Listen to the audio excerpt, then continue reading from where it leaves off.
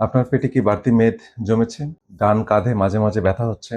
খাওয়ার পরে পেটের ডান দিকে একটু ভার, ভার লাগছে? এগুলো কিন্তু সাধারণ সমস্যা না। এগুলো হতে পারে আপনার লিভারের বিপদ সংকেত। আর ভয়ের কথা হলো বেশিরভাগ মানুষ লিভার মারাত্মকভাবে ক্ষতিগ্রস্ত হওয়ার আগ পর্যন্ত কিছু টের পান না। তো আজকের ভিডিওতে আমি বলব এমন ৮ টি পুষ্টি উপাদানের কথা যেগুলো আপনি আপনার লিভারকে মেরামত করতে ব্যবহার করতে পারেন। আসসালামু আলাইকুম।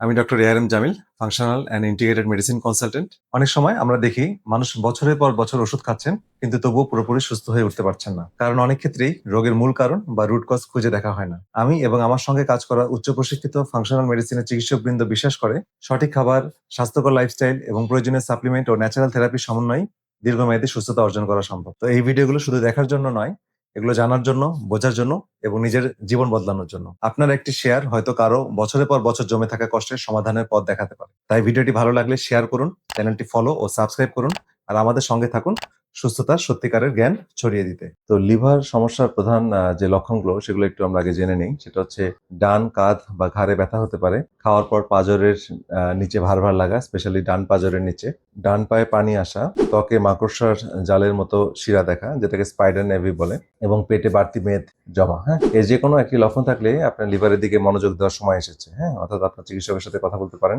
কথা বলে আপনার লিভারটা টেস্ট করে নেওয়া বা পরীক্ষার মাধ্যমে দেখা যে সে ঠিকমতো কাজ করছে কিনা। তো এখন আমি যে ৮টি পুষ্টি উপাদানের কথা বলবো যেটা হচ্ছে লিভারকে ভালো রাখতে বা সতেজ রাখতে কাজ করে, সেটা হচ্ছে প্রথম যে উপাদানটি সেটা হচ্ছে কোলিন। হ্যাঁ, তো কোলিন লিভারের জন্য খুব জরুরি পুষ্টি উপাদান। তো প্রতিদিন ৩০০ মিলিগ্রাম সিডিপি কোলিন সাপ্লিমেন্ট, হ্যাঁ, এটা লিভার থেকে অতিরিক্ত চর্বি সরিয়ে ফ্যাটি লিভার প্রতিরোধ করতে খুব গুরুত্বপূর্ণ ভূমিকা রাখে। তো প্রাকৃতিক উৎসের মধ্যে বলা যায় গরুর কলিজা, ডিম মানে কুসুম এবং ব্রোকলি, ফুলকপি, বাঁধাকপি এগুলোতে ভালো কোলিন পাওয়া যায়। এছাড়া আমি যেটা বললাম সাপ্লিমেন্ট হিসেবে নেওয়া যেতে পারে। মেথিওনিন দ্বিতীয় যে উপাদান সেটা হচ্ছে এটি একটি সালফার যুক্ত অ্যামাইনো অ্যাসিড, যা লিভারকে আগের মানে যে ড্যামেজটা অলরেডি হয়ে গেছে সেটা থেকে মেরামত করতে সাহায্য করে। শরীরে গ্লুটাথিয়ন তৈরি করতে এটা গুরুত্বপূর্ণ ভূমিকা রাখে এবং এটা প্রদাহ কমায়। যারা অ্যালকোহলে আসক্ত তাদের অ্যালকোহলের যে পার্টিকেল সেটা ভাঙতে সাহায্য করে। এটা যে মিথিওনিনের যে উৎস, হ্যাঁ, সেটা হচ্ছে এটা ডিম ডিম যারা খান তাদের এখানে মিথিওনিন পাওয়া যাবে। তিলের বীজ, ব্রাজিল নাট, ঠিক আছে, মুরগির মাংস, টোনা ফিশ, এসব জাতীয় খাবারে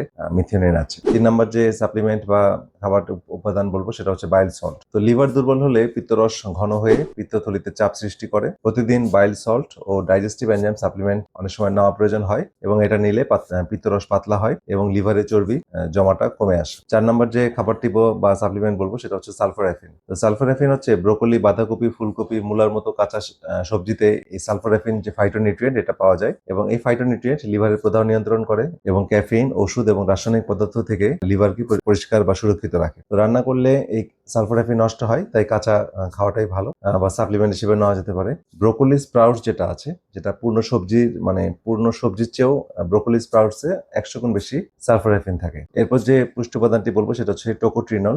এটা একটা ন্যাচারাল ভিটামিন ই। এই ভিটামিন ই এর একটা বিশেষ রূপ যেটা লিভারকে প্রোটেকশন দেয়। লিভারের যে টিস্যুগুলো অলরেডি ড্যামেজ হয়ে গেছে বা ফাইব্রোসিস হয়েছে সেটাকে প্রাকৃতিকভাবে সারিয়ে তুলতে সাহায্য করে। তো এটা সাপ্লিমেন্ট হিসেবেও নেওয়া যেতে পারে। তো হলুদ এবং কার্কুমিন, হ্যাঁ, ৬ নম্বর যে সাপ্লিমেন্টটা বলবো বা খাবার বলবো, যে হলুদে থাকা কার্কুমিন লিভারের প্রদাহ কমায়। প্রদাহ কমানোর পাশাপাশি আমাদের ভিতরে যে অনেক সময় খাবার বা এনভায়রনমেন্ট থেকে সীসা পারদের মতো যে ভারী ধাতু, হ্যাঁ, শরীরের ভিতর প্রবেশ করে সেটা বের করে দিতে সাহায্য করে। প্রতিদিন ৫০০ থেকে ১০০০ মিলিগ্রাম, প্রয়োজন আরো বেশি নেওয়া যেতে পারে চিকিৎসকের পরামর্শে, সেটা সাপ্লিমেন্ট হিসেবে নেওয়া যেতে পারে। এরপরে যে গুরুত্বপূর্ণ ভিটামিন বলবো সেটা হচ্ছে ভিটামিন ডি। তো ভিটামিন ডি এর অভাবে ফ্যাটি লিভার হতে পারে, এটা অনেকেই জানেন না। তো প্রতিদিন ১০,০০০ ইন্টারন্যাশনাল ইউনিট ভিটামিন ডি3 লিভারের প্রদাহ ও ফাইব্রোসিস কমাতে সাহায্য করে এবং হেপাটাইটিস প্রতিরোধে সাহায্য করে। ৮ নম্বর যে উপাদান বলবো সেটা হচ্ছে গ্লুটাথিয়ন। তো শরীরের মাস্টার অ্যান্টিঅক্সিডেন্ট হচ্ছে এই গ্লুটাথিয়ন। গ্লুটাথিয়ন বাড়ানোর প্রাকৃতিক ৩টি উপায়। প্রথমত হচ্ছে আপনার সালফারযুক্ত খাবার খেতে হবে, যেমন রসুন, পেঁয়াজ, বাঁধাকপি, হাড়ের ঝোল বা বোন ব্রথ। দ্বিতীয়ত হচ্ছে সেলেনিয়াম সমৃদ্ধ খাবার, যেমন ব্রাজিল নাট, ডিম, টোনা, সার্ডিন। তৃতীয়ত হচ্ছে দিনে ৩ বার